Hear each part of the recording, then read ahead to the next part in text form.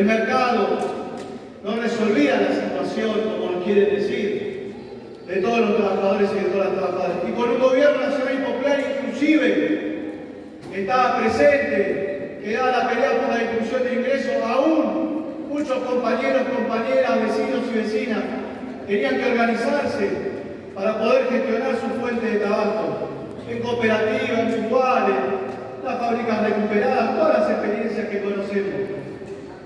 Era un momento muy distinto al que nos tocó después del 2015. Era un tiempo en el cual el Estado escuchaba, daba respuesta. Sin embargo, por un montón de factores, vino esa noche del macrismo.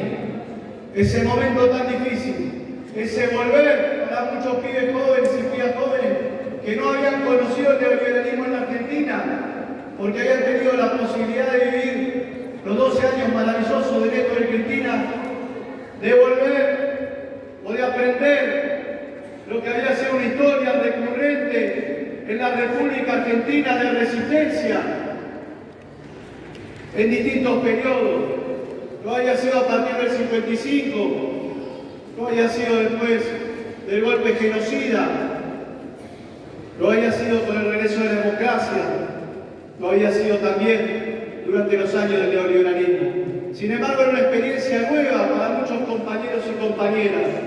En ese momento de confusión, cuando también nos decían y nos querían vender espejitos de colores, venían con los globos a decirnos los macristas que iban a dejar lo que estaba bien y que iban a corregir lo que estaba mal. Y vimos rápidamente lo que significó ese gobierno neoliberal y oprobioso. Pero en aquel momento, sin distraerse, sin enredarse, sin perder tiempo, fue la militancia la que salió a la calle para decirle basta al neoliberalismo en la Argentina y construir la esperanza junto a Cristina y poder ganar el 2019 por París a las elecciones.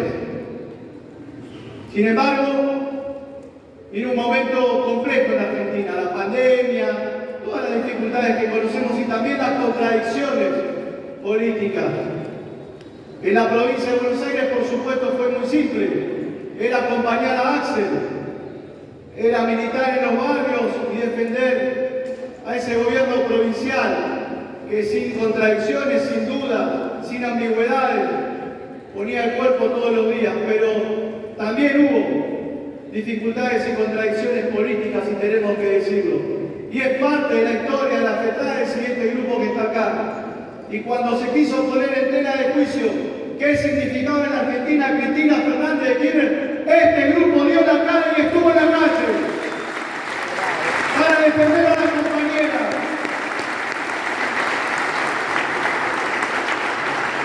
Y hasta el último minuto estuvimos defendiéndola de los ataques, del intento de asesinato, defendiendo cuando la encerraron en su propio domicilio. Y también inundamos las calles argentinas con un montón de actos pidiendo por quien nosotros entendíamos el cuadro político más capacitado que tiene la República Argentina. Las cosas se dieron de otra manera. Sin embargo, también este grupo, este espacio, no dudó un minuto, no dudó un segundo que si había alguna posibilidad de construir un triunfo nacional en un contexto de crisis, con una inflación muy alta y con todas las dificultades que nos tocaba atravesar como pueblo, sin duda, la única oportunidad de construir un triunfo nacional era a partir de la candidatura de Axel Kicillof en la provincia de Buenos Aires. No dudamos un minuto, no nos enredamos, no hacemos política con la calculadora en la mano, no especulamos. Y a partir de esa definición, pudimos comenzar a alumbrar esto que hoy muchos denominan epopeya, hazaña. No, tuvo que ver con una construcción racional y por supuesto siempre con Cristina, garantizando el ordenamiento de todos los factores políticos y finalmente logramos la unidad que necesitábamos.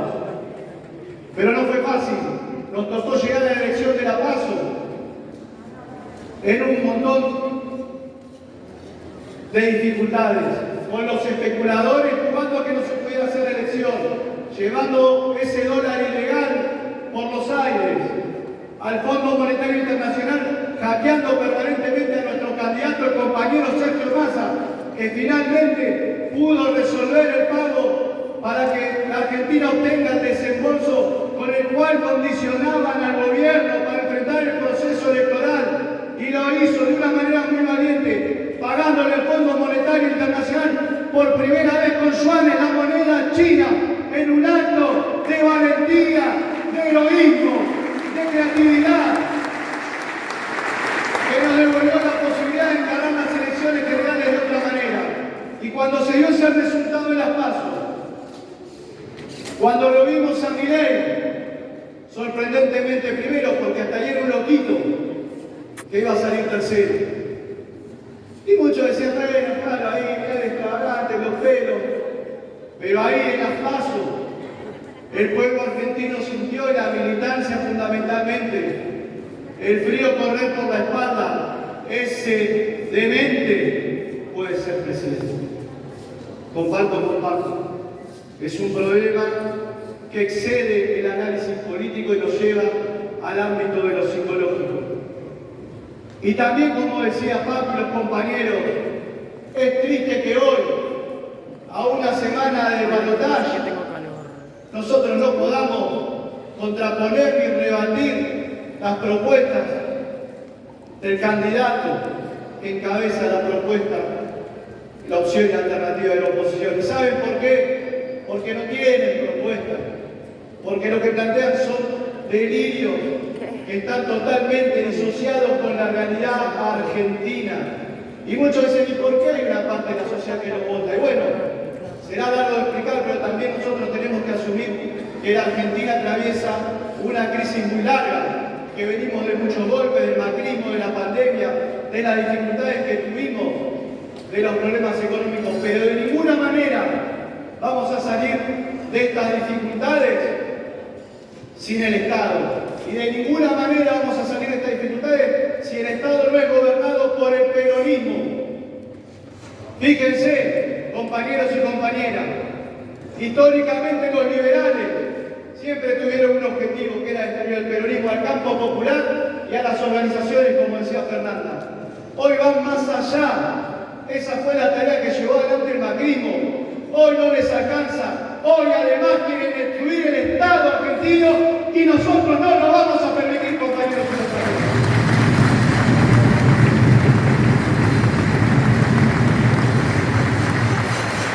Por eso,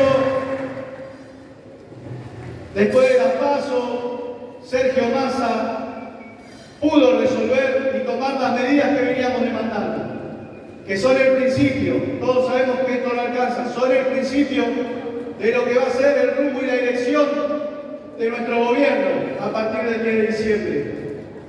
Pudo también dedicarse de lleno a la campaña y que la sociedad viera cuáles eran las ideas, las propuestas y la capacidad de lo que con todas las letras debe ser un presidente.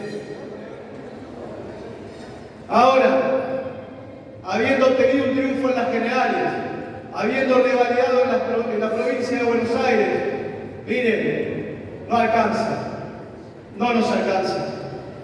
Necesitamos, y Axel fundamentalmente necesita, y el pueblo bonaerense requiere imperiosamente un gobierno nacional que acompañe a la provincia de Buenos Aires. Por eso, compañeros y compañeras, por el futuro de nuestra patria, por el futuro de nuestros hijos, estos días que tenemos por delante, estas horas que tenemos por delante, estos minutos, los tenemos que aprovechar al máximo. Hay que hacer como se hacía antes, la libretita, bueno, o el teléfono, ¿no? Porque ahora es más práctico con el celular. Todos los contactos,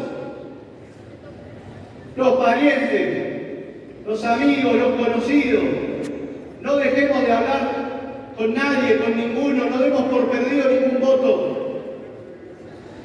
Cada segundo vale. Y los desconocidos también, porque creo que el gran hecho a destacar y con el cual vamos a ganar las elecciones esa militancia anónima que a lo largo y a lo ancho del país no tiene vergüenza de hablar en el tren, en el colectivo, en el supermercado, en la fila de lo que sea, para convencer a los argentinos y a las argentinas qué es lo que está en juego, qué es lo que se juega este 19 de noviembre. Por eso, compañeras y compañeros, está en nuestras manos, como decían también quienes me precedían, por primera vez en mucho tiempo, ya vimos que el candidato está a la altura de las circunstancias, que tiene una inmensa capacidad, que ha hecho una campaña encomiable, pero necesitamos más, un esfuerzo más, el esfuerzo sagrado de la militancia peronista que nos lleve al triunfo. Muchas gracias.